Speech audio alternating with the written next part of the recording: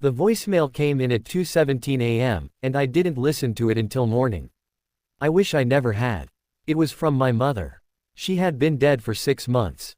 I stared at my phone, waiting for the screen to correct itself. Sometimes contact names glitch. Sometimes numbers get recycled. I told myself there was a reasonable explanation, even as my hands started to shake. The voicemail length was 23 seconds. I hit play. At first, there was only static. The kind you hear when a phone is pressed against fabric. Then breathing, slow, shallow, strained. I knew that breathing. I'd heard it every night during her last week in the hospital. Then she whispered my name.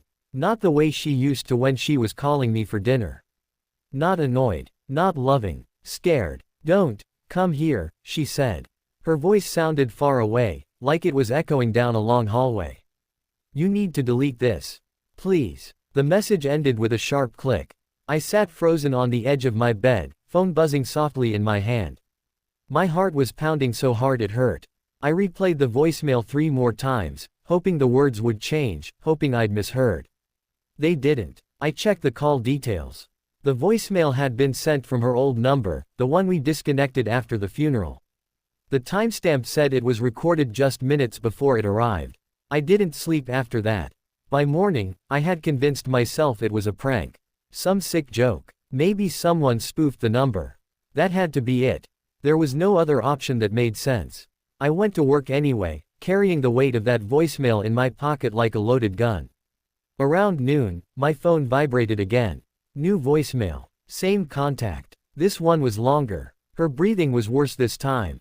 Wet. Ragged. Like her lungs were full of something heavy. I could hear a faint, rhythmic sound in the background, metal scraping against stone. "They found me," she whispered. "I told you not to listen." I stood up so fast my chair fell backward. People stared. I didn't care. I locked myself in the stairwell and listened again. "Where are you?" she asked, panic rising in her voice. "You weren't supposed to know. If you come, they'll let me go. But you can't come. You can't." A sudden noise cut her off. Something slammed. She screamed my name. The voicemail ended. I called the number back. It rang once, then went straight to voicemail. The automated message wasn't her voice. It was flat, distorted, like it was being played through water. "You have reached the grave," it said. "Leave a message." I dropped the phone. That evening, I drove to the cemetery. I don't know why. I told myself it was for closure, for proof that this was all in my head. The gates were locked, but the side entrance was open like it always was. The path lights flickered as I walked past the rows of headstones.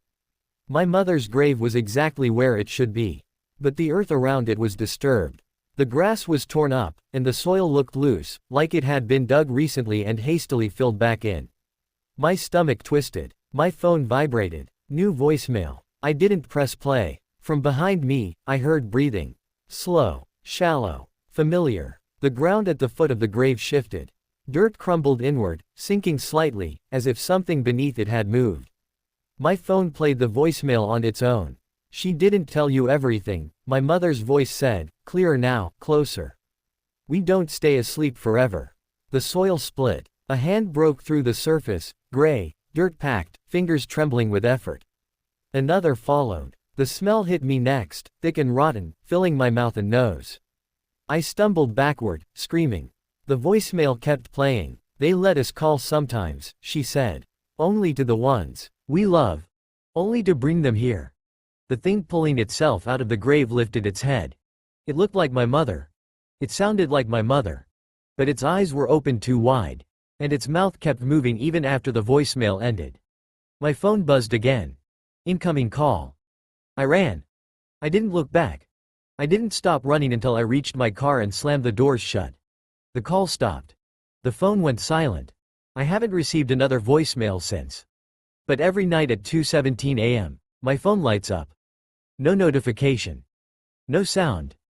Just the screen, glowing softly. Waiting for me to listen.